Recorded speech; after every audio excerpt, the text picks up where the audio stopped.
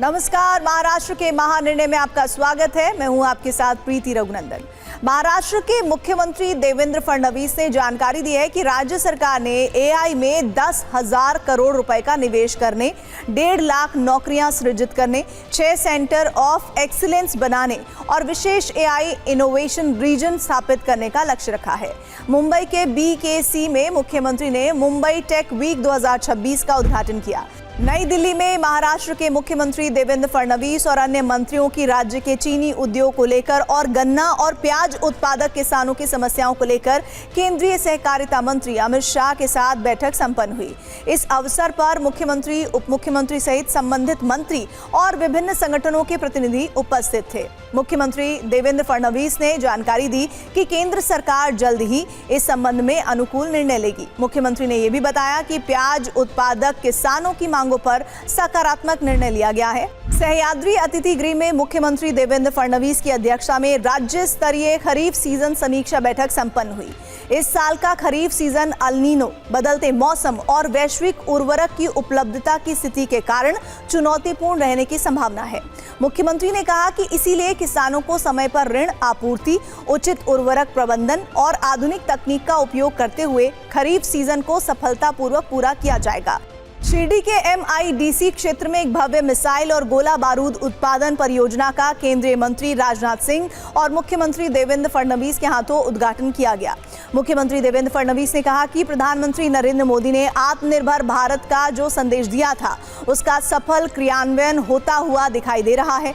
उन्होंने आगे कहा कि राजनाथ सिंह के नेतृत्व में देश ने रक्षा क्षेत्र में बड़ी प्रगति की है। देश न केवल स्वावलंबी बना है, बल्कि रक्षा उपकरणों का एक बड़ा निर्यातक भी बन गया है। मुंबई में मंत्रालय में मुख्यमंत्री देवेंद्र फडणवीस की अध्यक्षता में उद्योग विभाग की मंत्रिमंडल उप समिति की बैठक संपन्न हुई। बैठक के बारे में जानकारी देते हुए उप मुख्यमंत्री एकनाथ शिंदे ने कहा कि महाराष्ट्र में औद्योगिक निवेश, रोजगार सृजन और इंडस्ट्रियल इकोसिस्टम विकसित करने के लिए लगभग 89,731 करोड़ रुपए के 5 विशाल और अति विशाल प्रोजेक्ट्स को मंजूरी दी गई।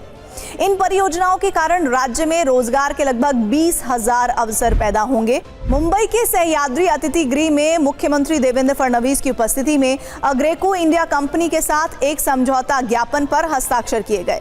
अग्रेको इंडिया अगले 10 वर्षों में पुणे में 400 करोड़ रुपए का निवेश करेगी। इस निवेश से 1,000 से अधिक प्रत्यक्ष रोजगार के अवसरों का निर्माण होगा। अग्रेको कंपनी पुणे के फुलगांव में एक अत्याधुनिक वैश्विक इंजीनियरिंग और मैन्युफैक्चरिंग केंद्र स्थापित करेगी, जिसका काम इसी साल शुरू होने वाला है। स्कॉटलैंड के बाहर स्थापित होने वाला ये अग्रेको का दुनिया का सबसे बड़ा और सबसे महत्वपूर्ण केंद्र होगा। मुख्यमंत्री देवेंद्र फडणवीस ने मुंबई से शिरडी की यात्रा वंदे भारत एक्सप्रेस से की। इस यात्रा के जरिए मुख्यमंत्री ने पर्यावरण अनुकूल और सुविधाजनक यात्रा को प्राथमिकता देने का संदेश दिया। शिरडी के लिए रवाना होते समय मुख्यमंत्री फडणवीस ने पब्लिक ट्रांसपोर्ट का उपयोग बढ़ाने की आवश्यकता पर जोर दिया।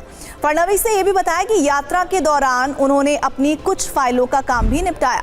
मुंबई के चर्नी रोड इलाके में महाराष्ट्र राज्य जवाहर बाल भवन की नवनिर्मित इमारत का मुख्यमंत्री देवेंद्र फडणवीस द्वारा लोकार्पण किया गया।